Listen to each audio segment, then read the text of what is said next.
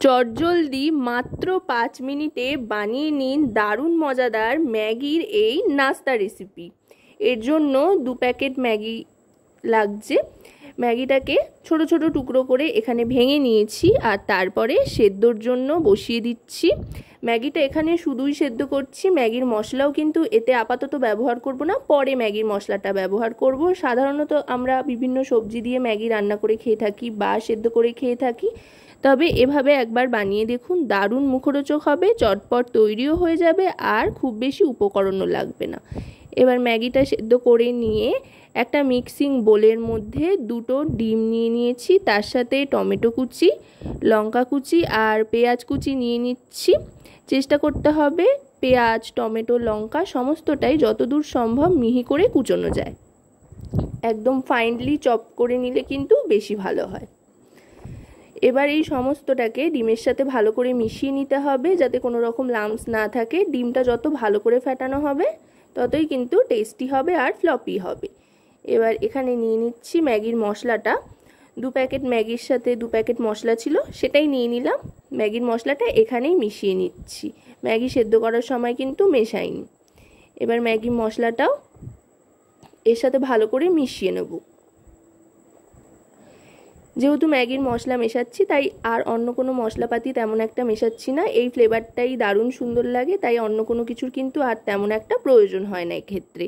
এবার দিয়ে দেব পরিমাণ মতো নুন। যেহেতু ডিম, পেঁয়াজ এগুলো পড়েছে, টমেটো, সেই জন্য পরিমাণ মতো নুন নিয়ে নিচ্ছি। আর ম্যাগিটাও ওদিকে একেবারে শুকনো শুকনো করে সেদ্ধ করে রাখতে হবে, জলের পরিমাণটা কম দিয়ে। এবার সেদ্ধ করা ম্যাগিটা এর মধ্যে ঢেলে নেব।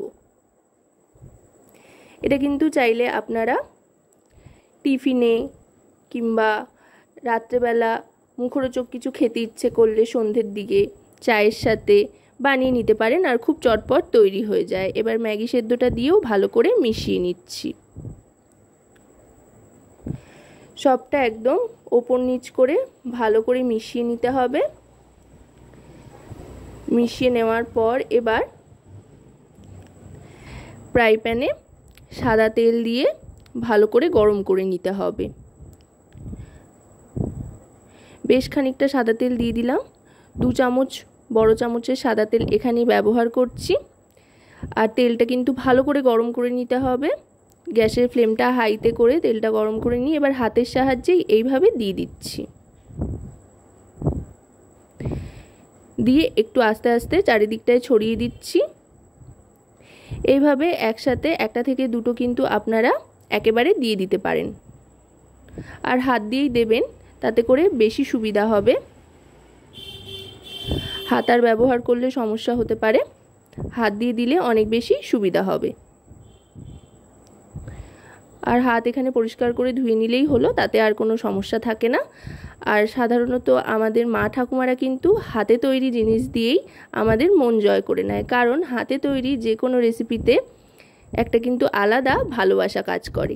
যাই হোক, কথায় কথায় কিন্তু 4-5টায় ছড়িয়ে দিয়েছি আর ওপর থেকে 2-1টা টমেটোর টুকরো দিয়ে দিয়েছি, পেঁয়াজের টুকরোও দিয়ে দিয়েছি। এতে দেখতে বেশ লোভনীয় লাগছে, খুব সুন্দর হয়েছে বেশ দেখতে।